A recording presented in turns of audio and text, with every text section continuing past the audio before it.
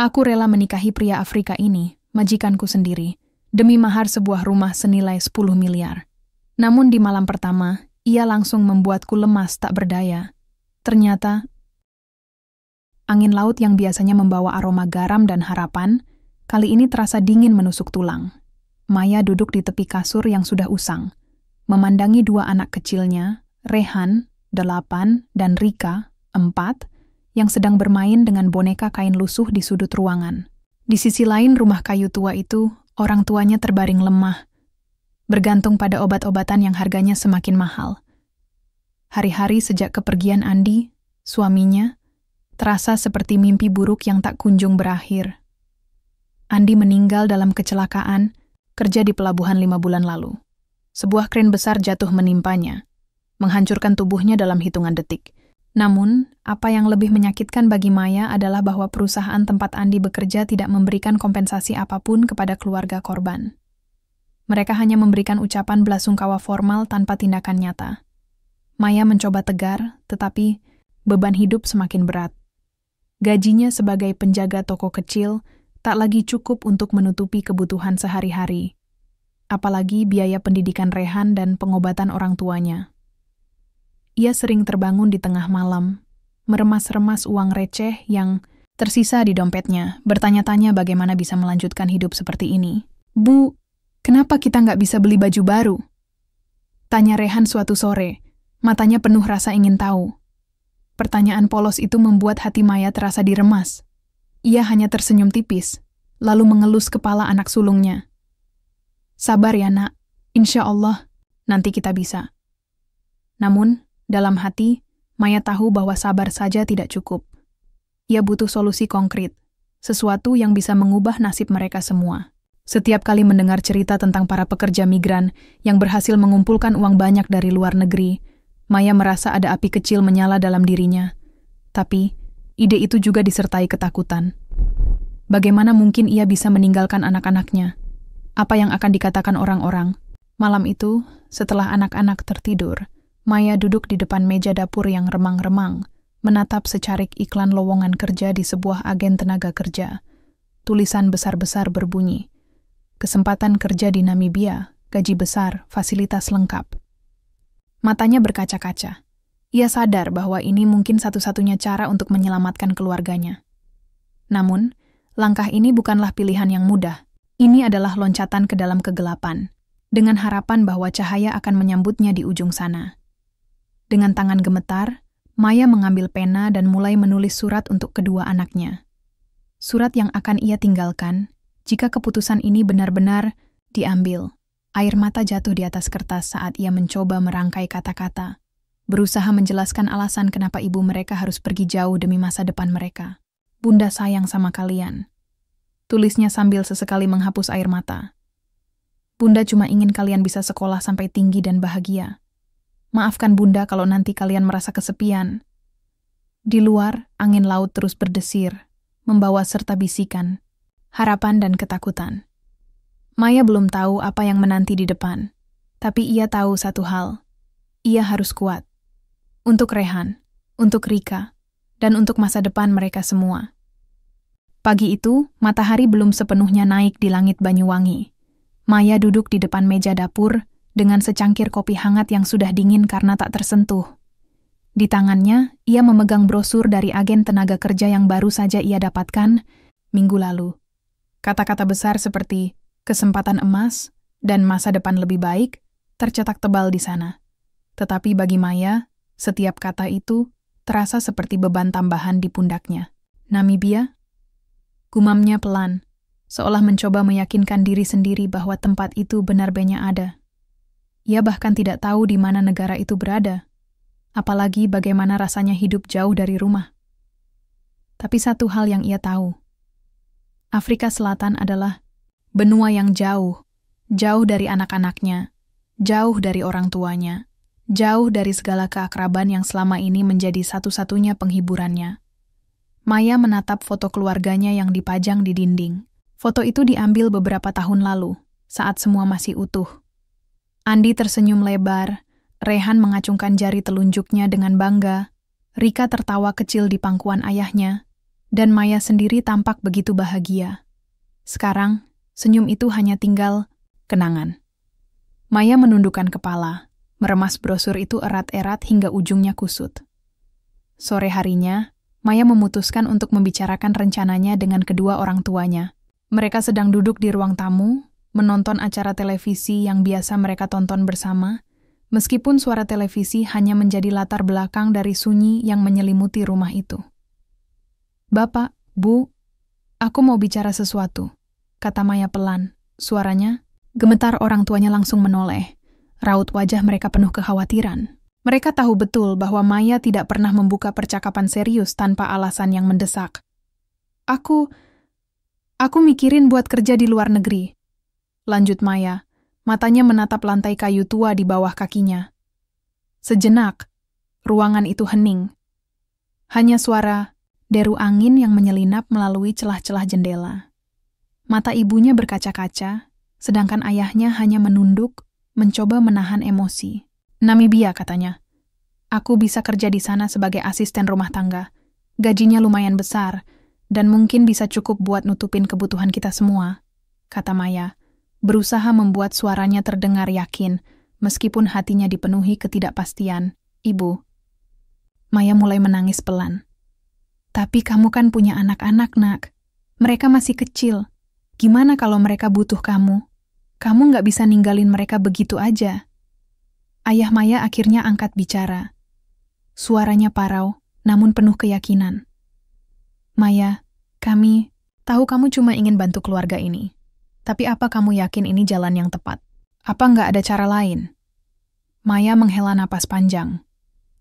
"Aku udah mikir-mikir matang-matang, Pak. Ini mungkin satu-satunya jalan. Kalau aku di sini terus, kita nggak bakal bisa bertahan lama. Anak-anak butuh sekolah, bapak sama ibu juga butuh obat. Aku nggak bisa diam aja." Malam itu, Maya tidur di samping Rika yang sudah terlelap. Sementara Rehan tidur di ruangan sebelah bersama kakek dan neneknya. Maya menatap wajah polos Rika yang damai, lalu menepuk-nepuk surai rambutnya dengan lembut. Air mata mengalir pelan di pipinya. "Mama nggak akan ninggalin kalian selamanya, sayang," bisiknya pelan, seolah berbicara pada Rika yang tak mendengar. "Mama cuma perlu waktu buat cari uang biar kita bisa bahagia lagi." Di dalam hati, Maya mencoba meyakinkan dirinya sendiri bahwa ini adalah keputusan yang benar. Namun, bayangan tentang bagaimana anak-anaknya akan merasa kesepian tanpa dirinya terus menghantuinya. Apalagi ketika ia membayangkan pertemuan pertamanya dengan majikan barunya di Namibia, seorang asing yang bahkan namanya saja belum ia ketahui. Tapi, di tengah malam yang sunyi itu, Maya juga ingat perkataan Andi sebelum ia meninggal. Saat itu Andi pernah berkata, "Kalau aku nggak ada, jangan pernah nyerah, ya. Kamu harus kuat demi anak-anak." Maya mengepalkan tangannya erat-erat. "Aku akan kuat, Andi," gumamnya pelan. "Aku janji." Esok paginya, Maya bangkit lebih awal. Ia membereskan barang-barangnya dan pergi ke agen tenaga kerja yang ada di pusat kota. Langkah kakinya terasa berat, tapi ia terus berjalan tanpa menoleh ke belakang. Ketika sampai di agen, seorang wanita ramah menyambutnya dengan senyuman profesional. "Selamat datang, Mbak. Ada yang bisa saya bantu?" tanya wanita itu. Maya menyerahkan brosur yang sudah kusut itu. Saya mau daftar kerja di Namibia," katanya dengan nada suara yang mantap meskipun hatinya masih ragu. Wanita itu tersenyum. "Baik, Mbak. Silakan isi formulir ini. Nanti kita akan proses dokumen-dokumennya." Maya mengambil bolpen dan mulai mengisi formulir. Setiap huruf yang ia tulis terasa seperti komitmen yang semakin mengikatnya pada keputusan yang tidak bisa ia tarik kembali. Namun, di balik ketakutan dan keraguannya, ada secercah harapan kecil yang mulai menyala dalam hatinya. Setelah menyelesaikan formulir, Maya pulang ke rumah dengan langkah yang lebih ringan. Meskipun ia tahu tantangan besar menanti di depan, ia merasa telah mengambil langkah pertama menuju perubahan. Untuk pertama kalinya dalam berbulan-bulan, Maya merasakan sedikit cahaya di ujung terowongan gelap yang selama ini ia jalani.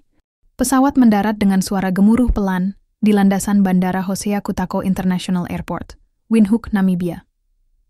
Maya duduk tegang di kursi kelas ekonomi, memegang tas kecil yang berisi barang-barang pentingnya. Di luar jendela, ia bisa melihat gurun pasir yang luas dan langit biru yang terasa begitu asing dibandingkan dengan pemandangan hijau Banyuwangi. "Selamat datang di Namibia," ujar pramugari dengan senyum ramah saat penumpang mulai keluar dari pesawat. Maya menghela napas panjang sebelum berdiri, merapikan jilbabnya yang sedikit kusut akibat perjalanan panjang. Ia menarik koper kecilnya dan berjalan perlahan menuju pintu keluar. Hatinya dipenuhi campuran rasa takut, cemas, dan harapan. Di area kedatangan, seorang pria tinggi berkulit gelap dengan setelan jas rapi berdiri sambil memegang papan bertuliskan nama Maya. Pria itu tampak berwibawa, namun ada kesedihan samar di matanya yang membuat Maya merasa sedikit simpati. "Maya?" tanya pria itu dengan aksen Afrika yang kental. "Iya, Pak. Saya Maya," jawabnya dengan suara pelan, mencoba tersenyum meski hatinya masih gugup. "Saya Barak Keita," kata pria itu sambil menjabat tangannya. Jabatannya hangat, tetapi juga terasa formal. "Selamat datang di Namibia. Mari kita ke rumah." Barak membantu Maya membawa kopernya ke mobil SUV hitam yang sudah menunggu di luar. Selama perjalanan, suasana di dalam mobil terasa canggung. Maya hanya menatap keluar jendela, mengamati pemandangan gurun yang luas, dan rumah-rumah modern yang tersebar di antara pepohonan jarang. Ia merasa seperti berada di dunia yang sama sekali berbeda. "Rumah saya tidak terlalu jauh dari sini," kata Barak memecah keheningan. "Kamu akan bekerja sebagai asisten rumah tangga, tapi jangan khawatir, pekerjaannya tidak terlalu berat. Kamu hanya perlu membersihkan rumah, memasak, dan kadang-kadang membantu urusan lain." Maya hanya mengangguk pelan, tak yakin harus berkata apa. Bahasa Inggrisnya yang terbatas membuatnya merasa semakin terasing. Namun, ia mencoba menenangkan diri dengan mengingat alasan utama ia datang ke sini, untuk anak-anaknya. Rumah Barak adalah sebuah villa modern yang luas, dikelilingi oleh tanaman tropis dan kolam renang kecil di halaman belakang. Bagi Maya, rumah itu terasa begitu megah dibandingkan dengan rumah kayu tua miliknya di Banyuwangi. Namun, ada kesunyian yang menyelimuti tempat itu, seolah-olah rumah ini kehilangan kehangatan. "Kamarmu ada di sini," kata Barak, menunjuk sebuah kamar kecil di lantai bawah. "Kamu bisa istirahat dulu. Besok pagi, kita mulai kerja." Maya mengangguk lagi, lalu masuk ke kamarnya. Kamar itu sederhana tapi nyaman, dengan kasur bersih, meja kecil, dan lemari pakaian. Setelah menaruh kopernya, ia duduk di tepi kasur dan menatap sekeliling. Ada foto-foto keluarga di dinding ruang tamu yang sempat ia lihat tadi. Barak bersama seorang wanita yang mungkin adalah mendiang istrinya, serta dua anak kecil yang tampaknya sudah dewasa sekarang. Malam itu Maya merasa kesepian yang mendalam. Suara hening di sekitarnya begitu berbeda dengan riuh rendah suara anak-anak dan orang tua di rumahnya. Ia merindukan Rehan dan Rika, bahkan suara batuk ringan ibunya yang sering terdengar di malam hari. Tapi ia tahu, ia tidak bisa menyerah sekarang. Esok paginya Maya bangun lebih awal dan mulai membersihkan rumah. Ia bekerja dengan cekatan, mencoba menunjukkan dedikasi tinggi meskipun ia belum sepenuhnya nyaman dengan lingkungan barunya. Ketika Barak turun untuk sarapan, ia tampak terkejut melihat rumah yang sudah rapi. "Kamu sudah selesai membersihkan?" tanya Barak. Nada suaranya terdengar kagum. "Iya, Pak. Saya ingin memastikan semuanya beres," jawab Maya dengan sopan. Barak tersenyum tipis. "Terima kasih. Kerja bagus. Kalau ada apa-apa, bilang saja ya." Interaksi mereka masih canggung, tapi ada sesuatu yang membuat Maya merasa sedikit lega. Barak tidak terlihat seperti majikan yang keras atau sombong. Sebaliknya, ia tampak seperti pria yang baik hati, meskipun ada aura kesendirian yang kuat di sekitarnya. Beberapa hari pertama di Namibia adalah masa penyesuaian yang sulit bagi Maya. Cuaca yang sangat kering dan panas membuat kulitnya terasa kering, sementara makanan yang disajikan di rumah Barak begitu berbeda dari masakan Indonesia. Ia juga merasa rindu pada anak-anaknya, terutama ketika melihat foto keluarga di dinding rumah. Namun, secara perlahan, Maya mulai menemukan ritme baru dalam hidupnya. Ia belajar memasak hidangan lokal dengan cara yang sederhana, meskipun rasanya masih jauh dari selera lidahnya. Ia juga mulai terbiasa dengan keheningan di rumah itu, menggunakan waktu luangnya untuk membaca buku-buku yang ditinggalkan oleh istri Barak. Suatu sore, saat Maya sedang menyapu halaman belakang, Barak datang dan duduk di kursi taman. Ia mengamati Maya bekerja, lalu tiba-tiba berkata, "Kamu pasti merasa berat meninggalkan keluargamu, ya?" Maya terkejut mendengar pertanyaan itu. Ia berhenti menyapu dan menunduk sejenak sebelum menjawab, "Iya, Pak, tapi saya harus melakukannya demi mereka." Barak mengangguk pelan. "Saya paham. Dulu saya juga pernah merasa seperti itu. Meninggalkan keluarga untuk bekerja jauh dari rumah. Itu tidak mudah." Maya menatap Barak, merasakan ada kesamaan dalam cerita mereka. Untuk pertama kalinya, ia merasa bahwa mungkin ia tidak sendirian di dunia yang asing ini. Beberapa minggu telah berlalu sejak kedatangan Maya ke Namibia. Rutinitas harian di rumah Barak mulai terasa lebih natural baginya. Meskipun awalnya canggung, interaksi antara Maya dan Barak perlahan-lahan berkembang menjadi sesuatu yang lebih hangat. Di balik kesendirian yang menyelimuti rumah itu, ada momen-momen sederhana yang membawa mereka lebih dekat satu sama lain. Suatu malam, setelah seharian bekerja membersihkan rumah, Maya menyiapkan makan malam untuk Barak. Ia mencoba bereksperimen dengan bumbu lokal yang tersedia di dapur, mencampurnya dengan sedikit sentuhan masakan Indonesia. Ketika hidangan siap, ia memanggil Barak untuk makan bersama. "Silakan dicoba, Pak," kata Maya pelan. Meletakkan piring di depan Barak, Barak mengambil suapan pertama, lalu matanya melebar. "Ini enak sekali," katanya dengan nada kagum. "Kamu tambahkan sesuatu?" Maya tersenyum tipis. "Sedikit bumbu dari Indonesia. Saya pikir mungkin bisa memberi rasa baru." Barak tertawa kecil. "Ternyata kamu tidak hanya pandai membersihkan rumah, tapi juga memasak. Hebat." Pujian itu membuat pipi Maya memerah. Ia belum pernah merasa seperti ini sejak kepergian Andi. Ada sesuatu dalam cara Barak memuji yang terasa tulus, tanpa basa-basi atau maksud tersembunyi. Setelah beberapa saat, Barak bertanya, "Apa kamu sudah mulai terbiasa di sini?" Maya menunduk sejenak, lalu menjawab, "Masih agak sulit, Pak. Tapi saya belajar untuk menyesuaikan diri." Barak mengangguk pelan. "Kalau ada apa-apa, jangan ragu untuk bicara. Kamu tidak sendirian di sini." Ucapan itu membuat Maya merasa sedikit lega. Untuk pertama kalinya sejak datang ke Namibia, ia merasa bahwa ada seseorang yang peduli padanya, sebuah perasaan yang hampir hilang selama berbulan-bulan di Banyuwangi. Malam lainnya, setelah menyelesaikan pekerjaan di dapur, Maya duduk di meja makan sambil memegang secangkir teh hangat. Barak bergabung dengannya, membawa segelas air mineral. Suasana malam yang tenang membuat percakapan mereka mengalir lebih alami. "Kenapa kamu memutuskan untuk merantau ke sini?" tanya Barak tiba-tiba. Matanya menatap Maya dengan penuh rasa ingin tahu. Maya menarik napas panjang. Ia jarang berbicara tentang masa lalunya kepada orang lain, tetapi entah mengapa, ia merasa nyaman berbagi dengan Barak. "Suamiku meninggal dalam kecelakaan kerja beberapa bulan lalu," kata Maya. Suaranya bergetar. "Keluargaku, kami kehilangan segalanya. Aku harus mencari cara untuk bertahan hidup, untuk anak-anakku." Barak mengangguk pelan, matanya penuh empati. "Aku turut berduka atas kehilanganmu. Itu pasti sangat berat."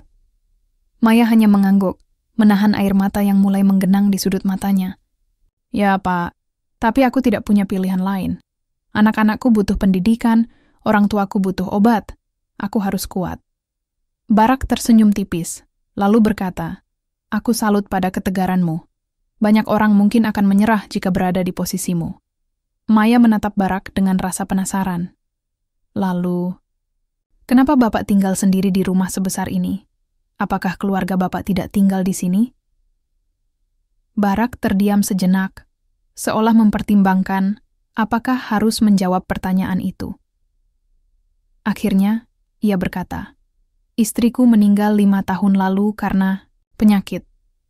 Kami memiliki 2 anak, tapi mereka sudah dewasa dan tinggal di luar negeri. Aku memilih tetap di sini karena aku merasa lebih damai di tempat ini." Maya merasakan ada kesedihan mendalam dalam suara Barak. Ia tahu betul bagaimana rasanya kehilangan orang yang dicintai, dan itu membuatnya semakin simpati pada pria itu. Selama beberapa hari berikutnya, interaksi antara Maya dan Barak semakin sering terjadi. Kadang-kadang, mereka berbincang ringan di ruang tamu setelah makan malam. Di lain waktu, Barak akan membantu Maya memindahkan barang-barang berat saat sedang membersihkan rumah. Ada kehangatan yang mulai tumbuh di antara mereka, meskipun keduanya masih menjaga jarak profesional. Suatu sore, saat Maya sedang menyiram tanaman di halaman belakang, Barak mendekat dan membantunya membawa ember air. "Kamu terlihat lelah," katanya. "Kenapa tidak istirahat sebentar?" Maya tersenyum. "Terima kasih, Pak. Tapi saya masih bisa melanjutkan." Barak menggeleng pelan. "Jangan terlalu keras pada dirimu sendiri. Kamu sudah bekerja sangat baik." Ada sesuatu dalam kata-kata itu yang membuat Maya merasa dihargai. Ia mulai menyadari bahwa Barak bukan hanya majikan yang baik hati, tetapi juga seseorang yang benar-benar peduli padanya sebagai manusia. Di malam hari, setelah semua pekerjaan selesai, Maya sering duduk di tepi kasur sambil memikirkan perkembangan hubungannya dengan Barak. Awalnya, ia hanya memandang Barak sebagai majikan yang harus dihormati. Namun, seiring berjalannya waktu, ia mulai melihatnya sebagai seseorang yang bisa dipercaya, seseorang yang memahami penderitaannya. "Aku tidak boleh begini," gumam Maya pada dirinya sendiri suatu malam. "Aku sudah berjanji pada diriku sendiri untuk fokus bekerja demi anak-anak." Namun, hatinya tak bisa sepenuhnya mengabaikan perasaan hangat yang mulai tumbuh. Ia tahu bahwa Barak adalah pria yang baik, tetapi ia juga sadar bahwa membuka hati lagi setelah kehilangan Andi bukanlah hal yang mudah. Malam itu, angin lembut berdesir di halaman belakang rumah Barak. Maya duduk di kursi taman sambil menatap langit yang penuh bintang.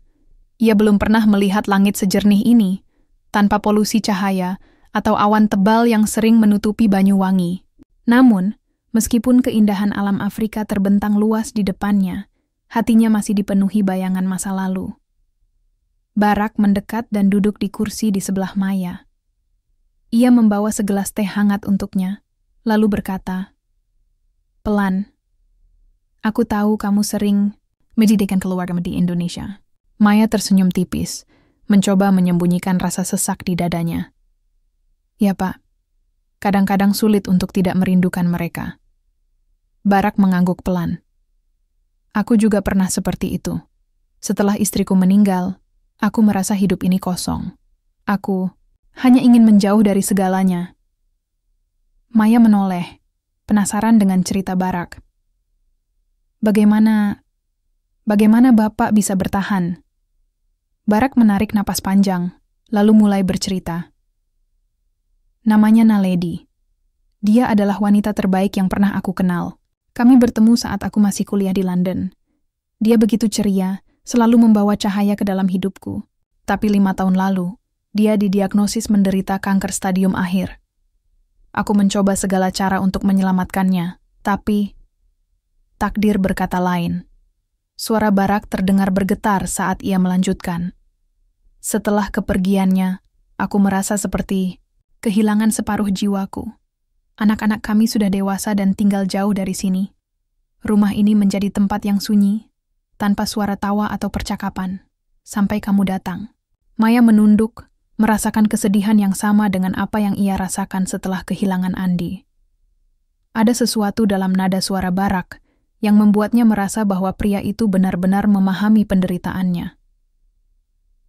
"Aku tidak pernah berpikir akan merasa nyaman lagi," lanjut Barak.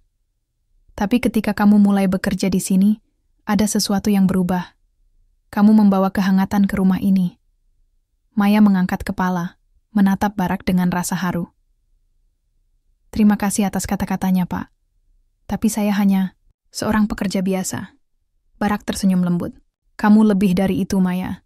Kamu memiliki kejujuran, ketulusan, dan dedikasi yang jarang aku temui pada orang lain. Esok paginya, Maya bangun lebih awal seperti biasa. Namun kali ini ia tidak langsung memulai pekerjaan. Ia duduk di tepi kasur, memikirkan perkataan Barak semalam. Kata-kata pria itu terngiang di kepalanya. Kamu membawa kehangatan ke rumah ini. Sejak kepergian Andi, Maya merasa dirinya hanyalah seorang ibu yang berjuang demi anak-anaknya. Ia tidak pernah berpikir bahwa ada orang lain yang bisa melihat nilai dalam dirinya. Namun, ucapan Barak membuatnya merasa sedikit lebih berharga. Namun, di tengah perasaan itu, trauma masa lalu tetap menghantuinya. Setiap kali ia mulai merasa nyaman dengan Barak, wajah Andi muncul dalam pikirannya.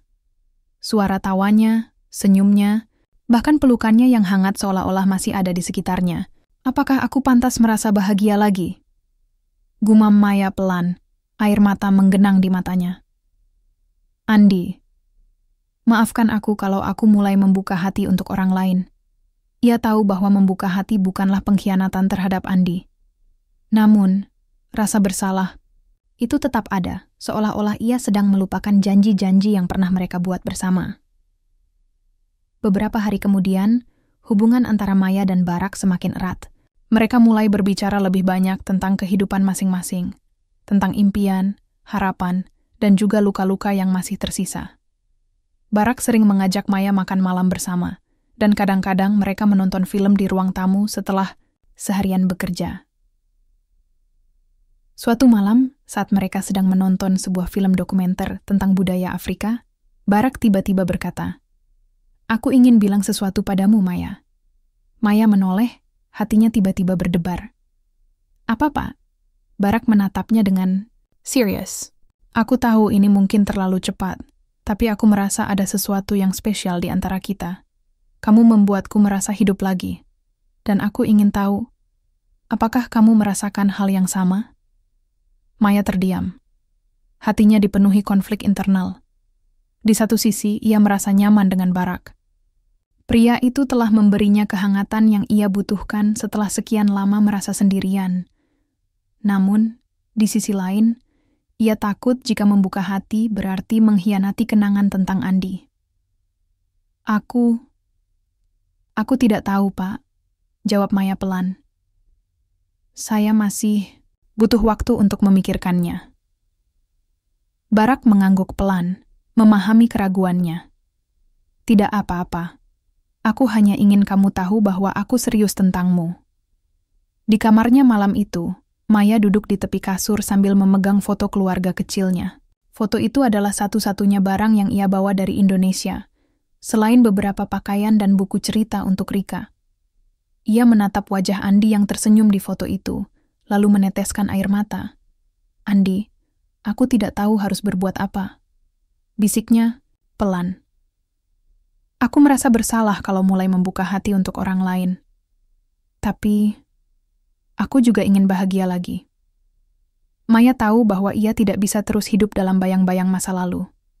Ia memiliki tanggung jawab kepada anak-anaknya, dan mungkin juga kepada dirinya sendiri. Namun perjalanan menuju pemulihan bukanlah hal yang mudah. Beberapa minggu setelah percakapan mendalam dengan Barak, kehidupan Maya di Namibia mulai terasa lebih stabil. Ia telah menemukan ritme baru dalam pekerjaannya dan hubungannya dengan Barak semakin hangat, meskipun masih ada jarak yang Maya pertahankan. Namun, ketenangan itu tiba-tiba terganggu oleh kedatangan seseorang dari masa lalunya. Suatu pagi, saat Maya sedang membersihkan ruang tamu, bel pintu berbunyi. Ia membuka pintu dan terkejut melihat seorang pria berdiri di sana, pria yang dikenalnya dengan sangat baik. "Arif?" seru Maya. Matanya melebar karena kaget.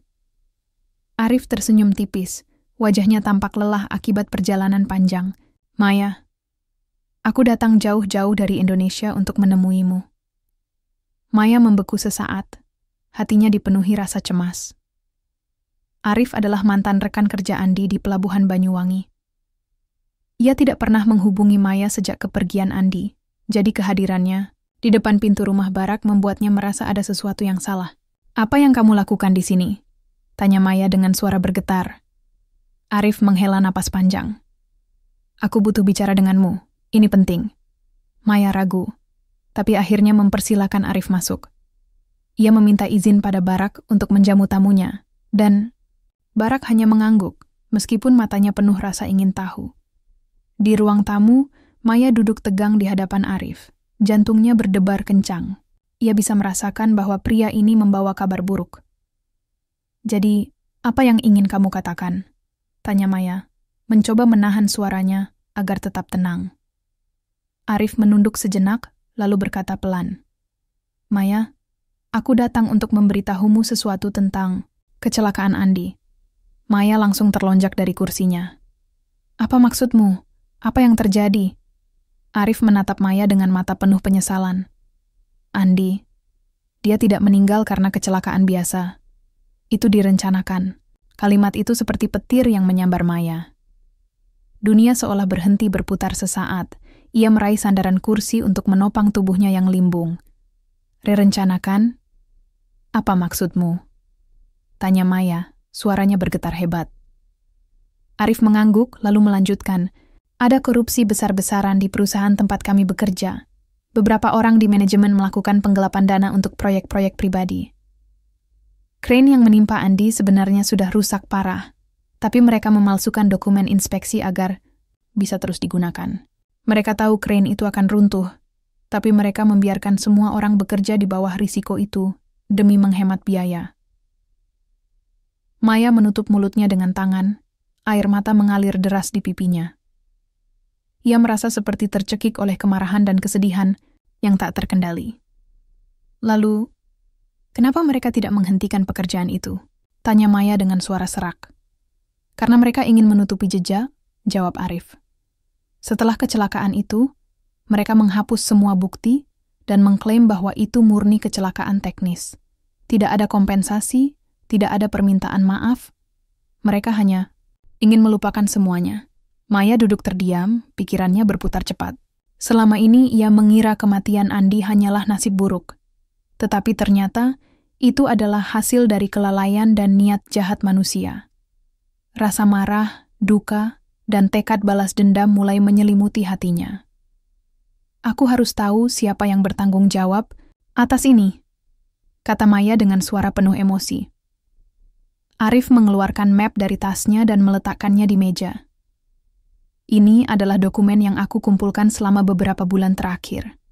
Ada nama-nama orang yang terlibat, aliran dana ilegal, bahkan rekaman CCTV dari hari kecelakaan itu. Aku tidak bisa melakukan apa-apa sendiri, tapi kalau kamu mau, kita bisa membongkar ini bersama. Maya membuka map itu dan menatap isi dokumen-dokumen di dalamnya. Hatinya dipenuhi amarah, tapi juga ketakutan. Ia tahu bahwa jika ia memilih untuk membongkar kasus ini, hidupnya tidak akan pernah sama lagi.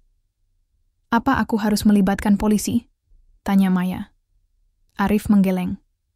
Kita harus hati-hati. Orang-orang ini memiliki banyak uang dan kekuasaan. Kita butuh bukti kuat sebelum melaporkan mereka. Jika kita gegabah, kita bisa menjadi target mereka juga. Maya menarik napas panjang, lalu berkata dengan nada mantap, aku akan melakukannya. Untuk Andi, untuk anak-anakku, dan untuk keadilan. Setelah Arif pergi, Maya mencoba berpura-pura tenang di depan Barak. Namun, pikirannya dipenuhi rencana-rencana untuk mengungkap kebenaran. Ia tahu bahwa Barak tidak boleh mengetahui tentang ini, setidaknya untuk saat ini. Malam itu, saat Barak mengajaknya makan malam bersama, Maya hanya tersenyum tipis dan berusaha menjawab pertanyaannya dengan santai. Namun di dalam hati, ia merasa seperti sedang bermain api. Betapa besarnya konsekuensi yang harus ia hadapi jika rahasia ini terbongkar. Ada sesuatu yang mengganggumu? Tanya Barak. Nada suaranya penuh perhatian. Maya menggeleng pelan. Tidak, Pak. Hanya sedikit lelah. Barak mengangguk, tapi matanya tetap menatap Maya dengan curiga. Ia tahu bahwa ada sesuatu yang disembunyikan oleh wanita itu, tapi ia memilih untuk tidak memaksakan. Pagi-pagi sekali, Maya sudah bangun lebih awal. Ia berdiri di depan cermin kecil di kamarnya, memandangi dirinya sendiri dengan tatapan kosong. Wajahnya tampak lelah. Lingkaran hitam di bawah matanya menjadi bukti bahwa ia belum bisa tidur nyenyak sejak pertemuan dengan Arif. Pikirannya dipenuhi oleh dua hal yang saling bertentangan. Misi balas dendam untuk Andi dan perasaan hangat yang mulai tumbuh terhadap Barak. Setelah menyelesaikan pekerjaan pagi itu, Maya duduk di kursi dapur sambil meminum secangkir teh hangat. Ia mencoba merenung tentang apa yang harus dilakukan. Di satu sisi, ia merasa memiliki tanggung jawab moral untuk membongkar kebenaran tentang kematian Andi. Namun, di sisi lain, ada bagian dari dirinya yang mulai jatuh hati pada Barak-Barak masuk ke dapur, membawa koran pagi di tangannya. "Selamat pagi," katanya dengan senyum hangat. Maya tersentak dari lamunannya dan berusaha menyembunyikan keraguannya. "Selamat pagi, Pak." Barak duduk di meja makan, lalu menatap Maya dengan penuh rasa ingin tahu. "Kamu terlihat sedang memikirkan sesuatu. Apa ada masalah?" Maya menggeleng pelan. "Tidak, Pak. Hanya sedikit banyak pikiran." Barak tidak langsung menjawab. Ia diam sejenak, seolah mencoba membaca pikiran Maya. Lalu, ia berkata pelan, "Kalau kamu butuh bantuan atau hanya ingin bicara, aku selalu ada untukmu." Ucapan itu membuat Maya merasa hangat, tetapi juga semakin bingung. Bagaimana mungkin ia bisa membuka hati kepada Barak ketika ia sedang merencanakan sesuatu yang besar di belakang? Pria itu, malam harinya, setelah seharian bekerja, Maya sedang duduk di ruang tamu, memeriksa dokumen-dokumen yang diberikan Arif. Ia mencoba mencari petunjuk baru yang bisa membantunya mengungkap kebenaran. Namun, pikirannya terganggu oleh suara langkah kaki di belakangnya. "Maya," panggil Barak dengan nada serius. Maya menoleh, dan jantungnya langsung berdebar kencang. Barak berdiri di ambang pintu. Wajahnya tampak tegang namun penuh keyakinan. Di tangannya ia memegang sebuah kotak kecil berwarna biru. "Aku tahu ini mungkin terlalu cepat," kata Barak. Langkahnya mantap saat ia mendekati Maya. "Tapi aku tidak bisa menahan perasaanku lagi. Kamu adalah wanita yang luar biasa, Maya. Kamu membawa cahaya ke dalam hidupku, dan aku tidak ingin kehilanganmu." Barak berlutut di depan Maya, membuka kotak kecil itu. Di dalamnya, terdapat cincin berlian yang indah. "Maukah kamu menjadi istriku?" Maya terdiam, napasnya tertahan. Hatinya dipenuhi emosi yang bercampur aduk. Kebahagiaan, kebingungan, bahkan rasa bersalah. Ia tidak pernah membayangkan bahwa hari seperti ini akan datang. Aku tidak tahu." "Harus bilang apa?" gumam Maya. Suaranya bergetar. Barak menatapnya dengan penuh harap. "Aku tahu kita berasal dari dunia yang berbeda, tapi aku yakin kita bisa membangun masa depan bersama. Aku ingin memberikanmu kehidupan yang lebih baik, untukmu, untuk anak-anakmu, dan untuk kita berdua." Maya menunduk. Air mata mengalir di pipinya. Dalam hati, ia bertanya-tanya apakah menerima lamaran ini adalah keputusan yang tepat. Ia tahu bahwa Barak menawarkan kebahagiaan dan stabilitas finansial yang sangat dibutuhkannya. Namun, bagaimana dengan misinya membongkar kebenaran tentang Andi? Apakah ia bisa melanjutkan rencananya jika ia menjadi istri Barak? Beberapa hari kemudian, Maya masih belum memberikan jawaban pasti kepada Barak. Pria itu sabar menunggu, meskipun ia tampak cemas setiap kali melihat Maya tenggelam dalam pikirannya. Suatu sore, Maya duduk di halaman belakang rumah, memandangi kolam renang yang tenang. Ia memegang cincin pemberian Barak di tangannya, memutar-mutarnya sambil berpikir keras. "Kenapa aku harus memilih?" gumamnya pelan. "Kenapa aku tidak bisa memiliki keduanya?" Namun, ia tahu bahwa hidup tidak pernah sesederhana itu. Jika ia menerima lamaran Barak, ia harus meninggalkan misi balas dendamnya. Tapi jika ia melanjutkan rencananya, ia mungkin akan kehilangan kesempatan untuk membangun kehidupan baru yang lebih baik bagi dirinya dan anak-anaknya. Akhirnya, Maya memutuskan untuk menerima lamaran Barak. Bukan karena nilai materi atau kemewahan yang ditawarkan, melainkan karena ia melihat kesempatan untuk memberikan kehidupan yang lebih layak bagi keluarganya. ia juga mulai menyadari bahwa membuka hati untuk orang lain bukan berarti melupakan Andi. "Ya, aku menerimanya," kata Maya kepada Barak suatu malam, matanya penuh tekad. Barak tersenyum lebar, lalu memeluk Maya erat. "Terima kasih, Maya. Aku berjanji akan menjaga dan mencintaimu selamanya." Namun, di balik senyum Maya, ada rasa gelisah yang masih menghantuinya. Ia tahu bahwa ia harus melanjutkan misinya secara diam-diam. Tanpa sepengetahuan Barak esok paginya, Maya mulai merencanakan langkah-langkah berikutnya. Ia menyimpan dokumen-dokumen dari Arif di tempat yang aman, memastikan bahwa Barak tidak akan menemukannya. Ia juga mulai mencari cara untuk mengumpulkan lebih banyak bukti tanpa menimbulkan kecurigaan. Di malam hari, saat Barak tidur, Maya duduk di depan laptop yang ia pinjam dari Barak, mencari informasi tentang para pelaku korupsi di perusahaan tempat Andi bekerja. Hatinya dipenuhi tekad kuat. Ia tahu bahwa jalan yang ia pilih tidak akan mudah, tapi ia siap menghadapinya demi keadilan bagi Andi. Pagi itu, Maya bangun dengan perasaan berat di dada. Matahari yang biasanya menyinari halaman belakang rumah Barak terlihat redup, seolah-olah ikut merasakan konflik batin yang menghantui dirinya. Ia tahu bahwa keputusan untuk menerima lamaran Barak bukanlah akhir dari segalanya. Justru, itu adalah awal dari tantangan baru yang lebih sulit. Setelah sarapan, Maya duduk di ruang tamu sambil memegang secangkir teh hangat. Barak duduk di sebelahnya, membaca koran pagi. Suasana di antara mereka tampak damai, tetapi Maya tidak bisa menikmatinya sepenuhnya. Hatinya dipenuhi oleh dua dunia yang saling bertentangan.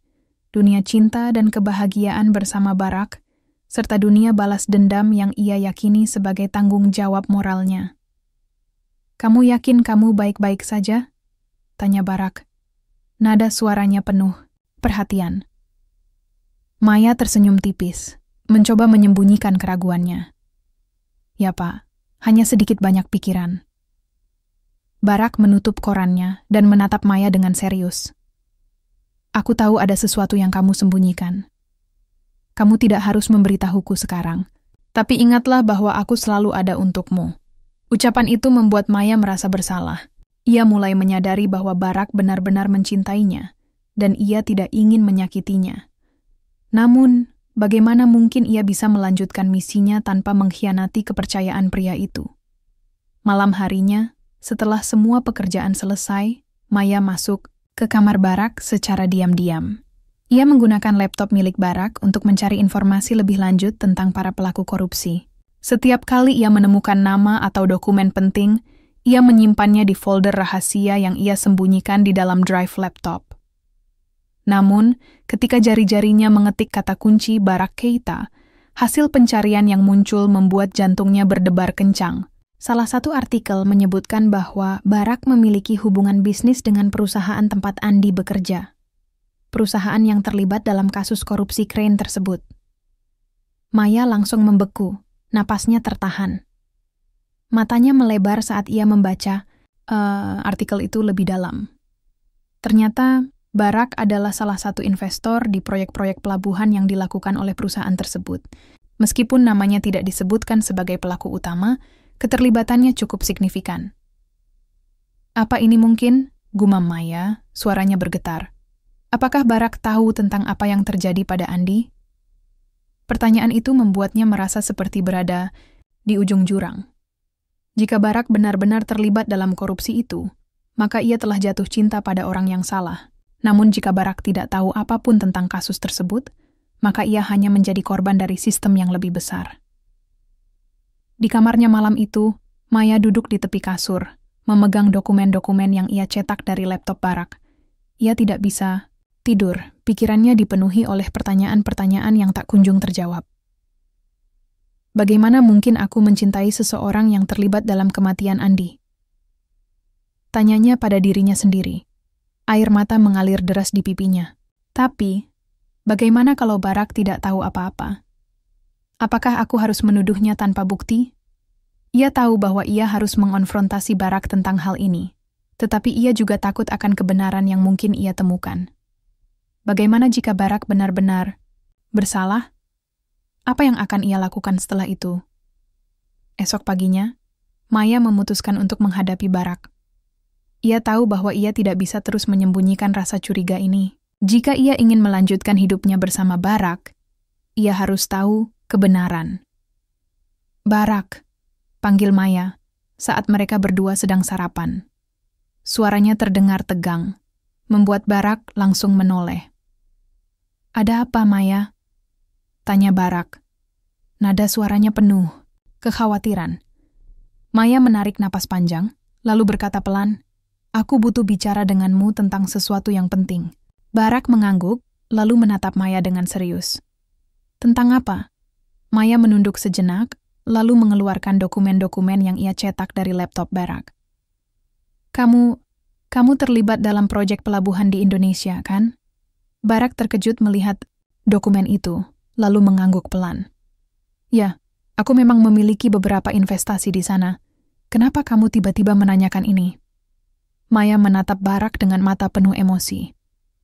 "Apakah kamu tahu tentang kecelakaan kren yang terjadi di pelabuhan Banyuwangi 5 bulan lalu? Kren itu menewaskan suamiku, Andi." Barak terdiam, wajahnya penuh rasa bersalah. Aku tidak tahu detail tentang kecelakaan itu. Aku hanya tahu ada masalah teknis di pelabuhan, tapi aku tidak pernah menduga bahwa itu akan menyebabkan korban jiwa." Maya meremas dokumen itu erat-erat, hatinya dipenuhi kemarahan. "Itu bukan masalah teknis biasa, Barak. Kren itu sudah rusak parah, tapi mereka memalsukan dokumen inspeksi agar bisa terus digunakan. Mereka tahu kren itu akan runtuh, tapi mereka membiarkannya demi menghemat biaya. Dan kamu adalah salah satu investor di proyek itu." Barak menunduk, matanya penuh penyesalan. "Aku minta maaf, Maya.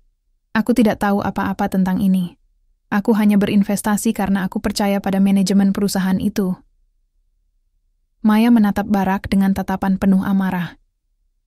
"Jadi, kamu tidak tahu bahwa orang-orang yang bekerja di sana, termasuk Andi, menjadi korban dari kelalaian dan korupsi itu?" Barak menggeleng pelan. "Aku benar-benar tidak tahu.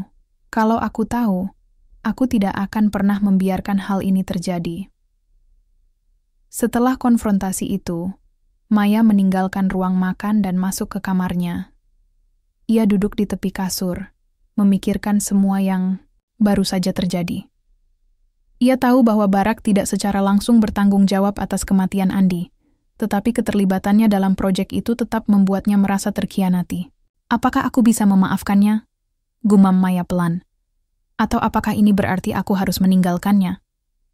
Di luar, Barak duduk di kursi taman, wajahnya penuh rasa bersalah. Ia tahu bahwa ia harus melakukan sesuatu untuk membantu Maya mengungkap kebenaran. Tidak hanya demi Andi, tetapi juga demi masa depan mereka. Malam itu, angin berhembus pelan di halaman belakang rumah Barak. Maya duduk di kursi taman, memandangi bintang-bintang yang bersinar redup di langit Namibia. Pikirannya dipenuhi oleh pertanyaan-pertanyaan yang tak kunjung terjawab. Apakah ia bisa mempercayai Barak setelah mengetahui keterlibatannya dalam proyek pelabuhan? Atau apakah semua ini hanya ilusi yang akan membawanya pada kekecewaan lebih besar? Barak mendekat dan duduk di kursi di sebelah Maya. Ia tampak cemas, matanya penuh rasa bersalah. "Maya," panggilnya pelan, suaranya terdengar serak. Maya tidak langsung menoleh. Ia tetap diam, mencoba mengendalikan emosinya. Setelah beberapa saat, ia berkata dengan nada dingin, "Kenapa kamu tidak memberitahuku tentang investasimu di proyek itu dari awal?" Barak menunduk lalu menjawab, Aku tidak pernah mengira bahwa proyek itu akan menyebabkan korban jiwa. Aku hanya melihatnya sebagai peluang bisnis. Aku percaya pada manajemen perusahaan itu." Maya menatap Barak dengan mata penuh amarah. "Percaya? Apakah kamu benar-benar yakin bahwa mereka melakukan pekerjaan dengan baik? Kren itu sudah rusak parah, tapi mereka memalsukan dokumen agar bisa terus digunakan. Mereka tahu kren itu akan runtuh." Barak mengangguk pelan, wajahnya penuh penyesalan. "Aku tahu aku salah karena tidak memeriksa semuanya dengan lebih teliti. Tapi aku tidak pernah bermaksud untuk menyakiti siapapun, terutama kamu." Setelah beberapa saat hening, Barak melanjutkan, Aku ingin kamu tahu satu hal, Maya. Saat aku mempekerjakanmu, aku tidak tahu bahwa kamu adalah istri dari salah satu korban kecelakaan itu. Maya tersentak. Apa maksudmu? Barak menarik napas panjang, lalu berkata pelan. Awalnya, aku memang mempekerjakanmu karena aku ingin mendapatkan informasi tentang kasus itu. Ada tekanan dari investor lain untuk menutupi kebenaran. Mereka khawatir skandal ini akan merusak reputasi perusahaan. Maya merasa seperti ditampar keras. Hatinya dipenuhi kemarahan dan rasa dikhianati. Jadi, selama ini, kamu hanya memanfaatkan aku? Barak menggeleng cepat. Tidak, Maya. Awalnya mungkin iya, tapi seiring waktu, aku mulai jatuh cinta padamu.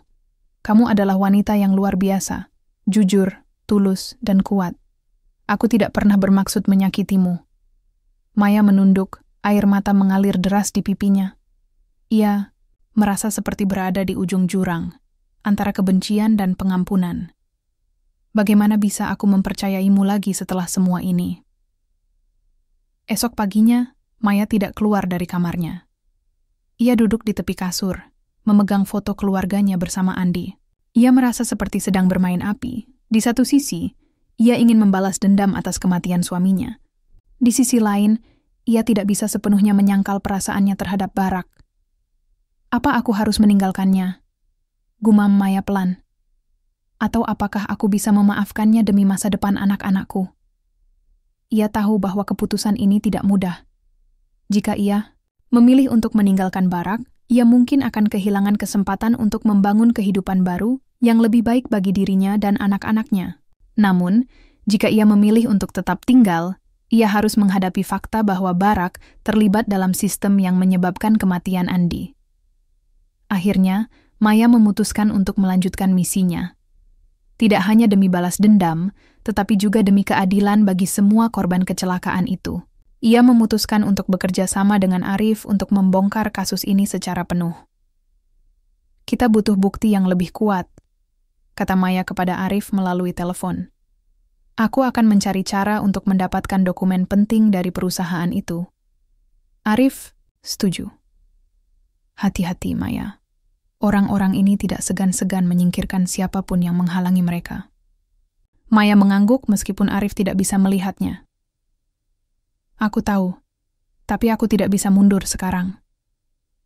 Beberapa hari kemudian, Maya mulai mencari cara untuk mendapatkan akses ke dokumen-dokumen rahasia perusahaan. Ia menggunakan laptop Barak secara diam-diam, mencari informasi tentang aliran dana ilegal dan rekaman CCTV dari hari kecelakaan itu. Namun, ketika ia sedang mencetak dokumen-dokumen itu, Barak tiba-tiba masuk ke ruangan. Ia langsung menyadari apa yang Maya lakukan. Jadi, kamu masih mencoba membongkar kasus ini? Tanya Barak. Nadanya campuran antara marah dan kecewa. Maya menatap Barak dengan mata penuh tekad. Ya, Barak. Aku tidak bisa berpura-pura bahwa semuanya baik-baik saja. Aku harus menemukan kebenaran. Bukan hanya untuk Andi, tapi juga untuk semua korban.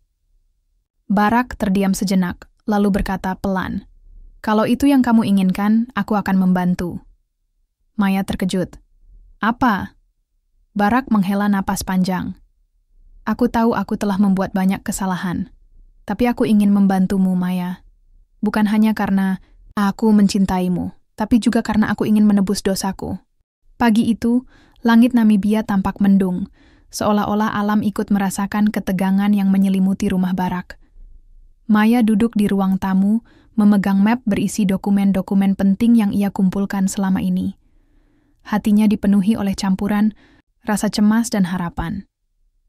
Ia tahu bahwa hari ini adalah titik balik dari segalanya, entah menuju keadilan atau kehancuran. Barak masuk ke ruang tamu, membawa tas kerja besar. Wajahnya tampak tegang, namun ada tekad kuat di matanya.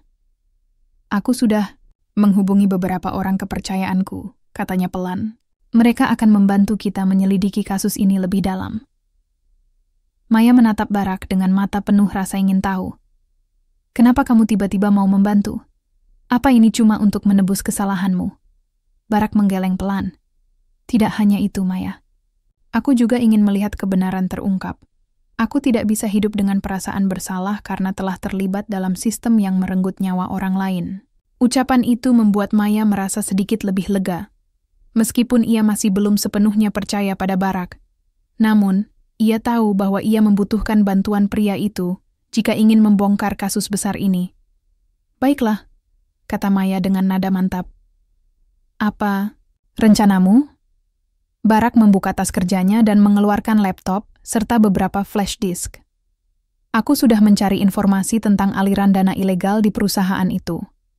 Ada rekaman CCTV dari hari kecelakaan Crane itu, tapi aku butuh waktu untuk mendekripsi file-file tersebut. Maya mengangguk, lalu berkata, aku juga punya dokumen-dokumen dari Arif. Mungkin kita bisa mencocokkannya dengan data yang kamu miliki. Beberapa jam kemudian, Maya dan Barak bekerja keras di depan laptop, mencoba mendekripsi file-file rahasia yang mereka dapatkan. Saat salah satu file berhasil dibuka, wajah Maya langsung memucat. Di layar muncul rekaman CCTV yang menunjukkan Crane yang runtuh tepat di atas Andi. Aku tidak bisa melihat ini lagi, gumam Maya. Suaranya bergetar. Barak meletakkan tangannya di bahu Maya, mencoba memberikan kekuatan. Kita harus melihat semuanya sampai akhir, Maya. Ini adalah bukti penting. Setelah beberapa saat, mereka menemukan sesuatu yang lebih mengejutkan. Di salah satu file terenkripsi, ada rekaman percakapan antara beberapa pejabat tinggi perusahaan. Salah satu suara itu sangat familiar bagi Maya. Itu adalah suara Barak. Apa ini? Tanya Maya, matanya melebar karena kaget. Barak terdiam, wajahnya penuh rasa bersalah. Itu rekaman percakapan lama. Saat itu, aku setuju untuk menutupi kecelakaan itu demi melindungi investasi perusahaan. Maya merasa seperti ditusuk pisau. Jadi, kamu tahu tentang kecelakaan itu dari awal? Kamu hanya pura-pura tidak tahu? Barak mengangguk pelan, matanya penuh penyesalan. Ya, Maya, aku tahu. Tapi aku tidak pernah bermaksud menyakiti siapapun. Aku hanya takut kehilangan semuanya. Maya bangkit dari kursinya. Air mata mengalir deras di pipinya. Bagaimana bisa aku mempercayaimu sekarang? Kamu benar-benar terlibat dalam semua ini. Setelah konfrontasi itu, Maya meninggalkan ruang tamu dan masuk ke kamarnya.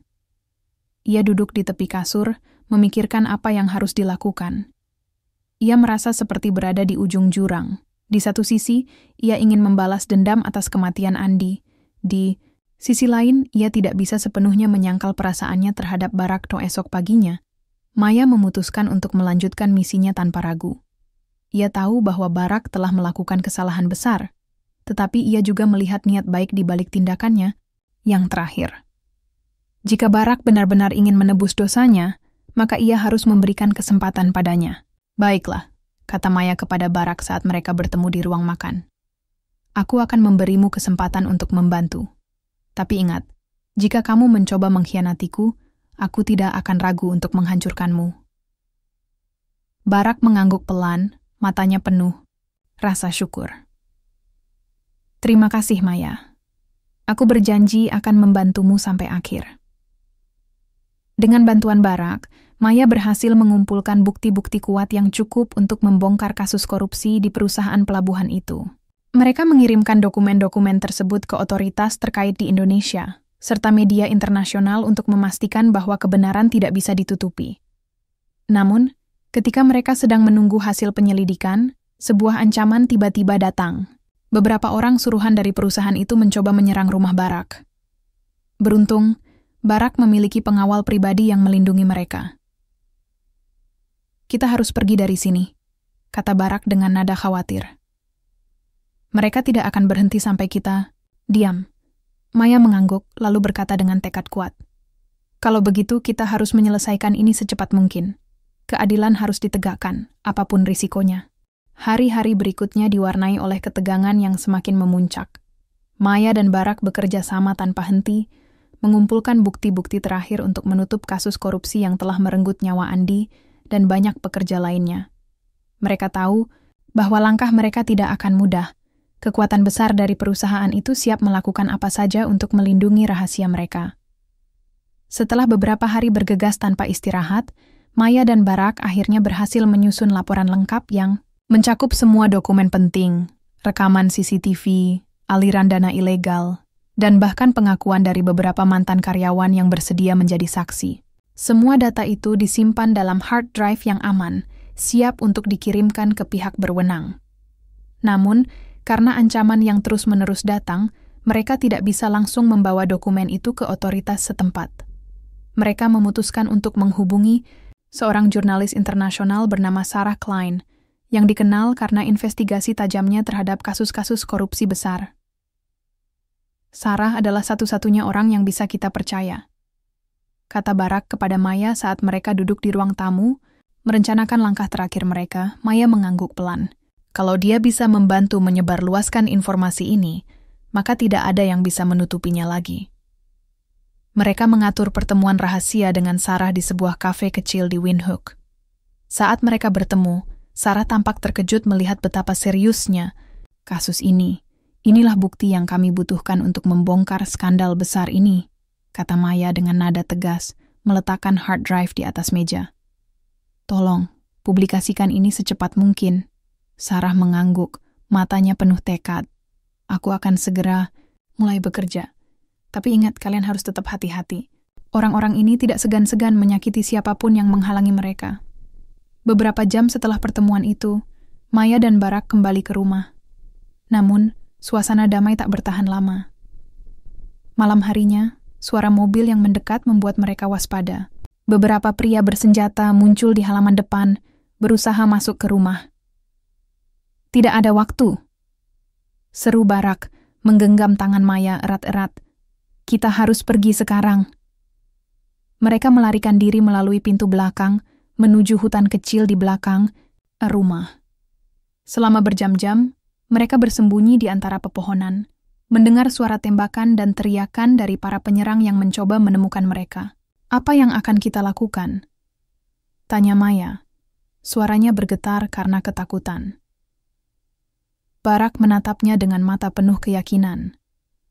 Kita tidak boleh menyerah. Keadilan sudah hampir tiba.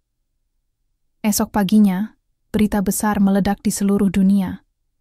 Artikel yang ditulis oleh Sarah Klein tentang skandal korupsi di perusahaan pelabuhan Banyuwangi menjadi viral. Media internasional seperti BBC, CNN, dan Al Jazeera memberitakan cerita tersebut dengan detail yang sangat mencengangkan. Para pelaku utama korupsi, termasuk beberapa pejabat tinggi perusahaan, segera ditangkap oleh pihak berwenang.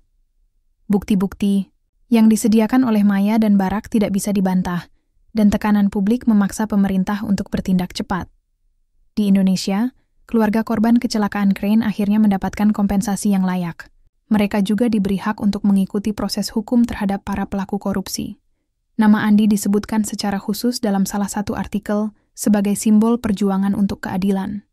Setelah semua badai berlalu, Maya dan Barack kembali ke rumah mereka. Meskipun masih ada rasa trauma, mereka merasa lega karena kebenaran akhirnya terungkap. Para penyerang yang mencoba membunuh mereka juga ditangkap oleh polisi setempat, sehingga mereka bisa hidup tanpa rasa takut lagi. Suatu sore, Maya duduk di halaman belakang, memandangi kolam renang yang tenang. Barack mendekat dan duduk di sebelahnya. Kamu hebat sekali, Maya, kata Barack pelan. Suaranya penuh kekaguman. Tanpa tekadmu, semua ini tidak akan mungkin terjadi. Maya tersenyum tipis, lalu berkata, ini bukan hanya tentang aku. Ini tentang semua korban yang pantas mendapatkan keadilan. Barack menggenggam tangannya erat-erat. Aku bangga padamu, dan aku berjanji akan terus berusaha menjadi pria yang lebih baik untukmu. Maya menatap Barack dengan mata penuh emosi. Aku memaafkanmu, Barack. Tapi kita harus membangun masa depan yang lebih baik. Untuk kita, untuk anak-anakku, dan untuk semua orang yang kita cintai. Matahari terbit dengan cahaya lembut di langit Namibia, menyelimuti rumah Barack dengan kehangatan yang baru. Maya duduk di halaman belakang, menikmati secangkir teh hangat sambil memandangi tanaman-tanaman tropis yang mulai tumbuh subur. Udara Pagi terasa segar, seolah-olah alam juga ikut merayakan awal baru dalam hidupnya. Beberapa bulan setelah kasus korupsi pelabuhan terungkap, kehidupan Maya berubah secara drastis. Ia tidak lagi menjadi asisten rumah tangga di rumah Barak, melainkan sebagai mitra penuh dalam hubungan mereka. Barak telah memenuhi janjinya untuk membantu Maya membangun kehidupan yang lebih baik bagi dirinya dan anak-anaknya. Rehan dan Rika akhirnya datang dari Indonesia untuk tinggal bersama Maya di Namibia. Kedua anak itu tampak bahagia bisa bersatu kembali dengan ibu mereka, meskipun awalnya sedikit sulit beradaptasi dengan lingkungan baru. Namun dengan bantuan Barak mereka perlahan-lahan mulai merasa nyaman. "Bu, aku suka sekolah baruku," seru Rehan suatu sore, wajahnya berseri-seri saat ia menceritakan hari pertamanya di sekolah internasional. Maya tersenyum lebar.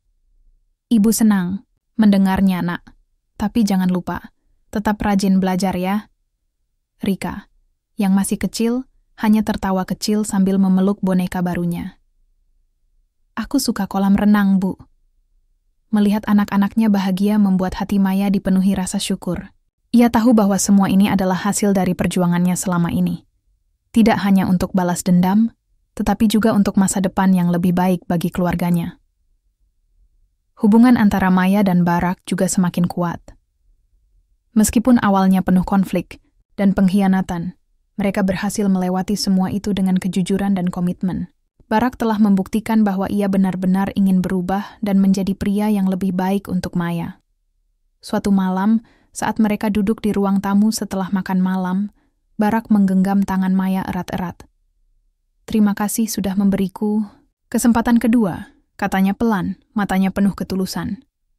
Maya tersenyum lalu berkata, "Ini bukan tentang memberimu kesempatan kedua, Barak. Ini tentang kita membangun kehidupan baru bersama-sama." Barak mengangguk, lalu melanjutkan, "Aku janji akan menjaga dan mencintaimu selamanya, Maya. Kamu dan anak-anakmu adalah keluarga yang aku impikan sejak lama." Maya merasa hatinya dipenuhi oleh kebahagiaan yang belum pernah ia rasakan sejak kepergian Andi. Ia tahu bahwa membuka hati untuk orang lain bukan berarti melupakan kenangan tentang suaminya. Sebaliknya, ia merasa bahwa Andi pasti akan bangga melihat bagaimana ia telah membangun kehidupan baru yang lebih baik untuk anak-anak mereka. Di malam yang tenang itu, Maya duduk di tepi kasur sambil memegang foto keluarganya bersama Andi. Ia menatap wajah suaminya yang tersenyum di foto itu, lalu berbisik pelan, "Andi, aku harap kamu bahagia di sana. Aku berjanji akan terus menjaga anak-anak kita sebaik mungkin." Air mata mengalir deras di pipinya, tetapi kali ini bukan karena kesedihan, melainkan karena rasa syukur. Ia merasa seperti telah menyelesaikan perjalanan panjang yang penuh tantangan, dan sekarang ia siap untuk memulai babak baru dalam hidupnya. Beberapa minggu kemudian, Maya dan Barak resmi menikah dalam sebuah upacara sederhana di halaman belakang rumah mereka. Acara itu dihadiri oleh keluarga kecil mereka, Rehan, Rika, dan beberapa teman dekat dari Namibia. Semua orang tampak bahagia, termasuk Maya, yang kini merasa seperti menemukan kebahagiaan sejati setelah bertahun-tahun berjuang sendirian. Setelah acara selesai, Maya duduk di kursi taman sambil memandangi cincin di jarinya. Ia merasa seperti sedang berada di awal perjalanan baru yang penuh harapan. Meskipun masa lalu tidak akan pernah hilang, ia tahu bahwa ia bisa menjalani hidup dengan lebih ringan, dengan cinta, keadilan, dan keyakinan pada masa depan. Barak mendekat dan duduk di sebelahnya. "Apa kamu bahagia, Maya?" Maya menoleh, lalu tersenyum lebar. "Ya, Barak, aku bahagia." Barak memeluknya erat, lalu berkata pelan, "Selamat datang di awal baru kita, Maya.